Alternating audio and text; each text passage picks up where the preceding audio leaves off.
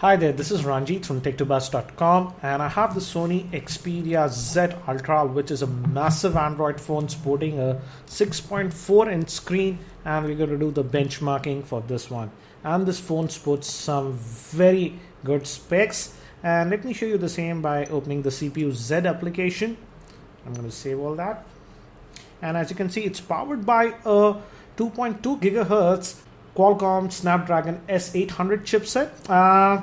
CPU Z reports that the maximum clock frequency is 2.15 gigahertz, but that's a bit surprising because on the box it says that it's a 2.2 gigahertz quad-core processor. Again, according to CPU Z, the lowest frequency it can go is 300 megahertz and max is 2.15 gigahertz. And as you can see, it's a quad-core processor. Also, it has the new GPU, that's the Adreno 330 GPU, which is a very powerful GPU. Coming to the RAM also, it has 2 gigs of RAM, so that's also great. And you can see the board is MSM 8974. And it comes with the Android version 4.2.2, and again the display quality is also very good, and it's a full HD panel. That's a 1080p panel. Again, as you see, the problem with earlier Sony phones was that the viewing angles were bad, but they have fixed this in this Xperia Z Ultra. The viewing angles are very good. Now let's move to one more benchmark. Again, I know this is not relevant. I'll just show you the scores with Nina Mark. Again, we get the max, that is 60 FPS. And let us just now move to Quadrant.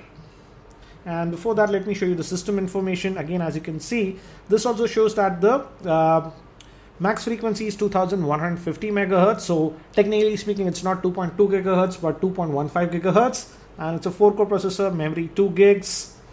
And the GPU is a Adreno 330 GPU. And again, as you can see, the resolution is 1080 by 1920. But again, as these are virtual buttons, the back, home, and the multitasking tray, the effective resolution is 1080 by 1824. And again, it's nice to see that Sony did not skimp on the sensors. Now let me show you the benchmark scores that we got with Quadrant. And again, as you can see, the benchmark results that we got are on the top, and I reran it 4 or 5 times, and I got the highest Quadrant score till date. That's 18,683.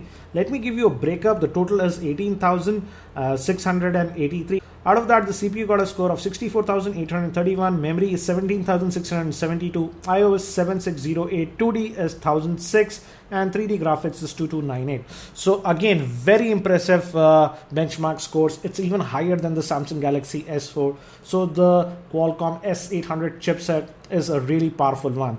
Also, I did run the Antutu benchmark, and let me show you the scores now. And again, if you notice here also, we get top-notch score, that's 29,494. And these are the detailed scores. Again, this 29,000 score is the best that I've seen on Antutu with any Android device till date.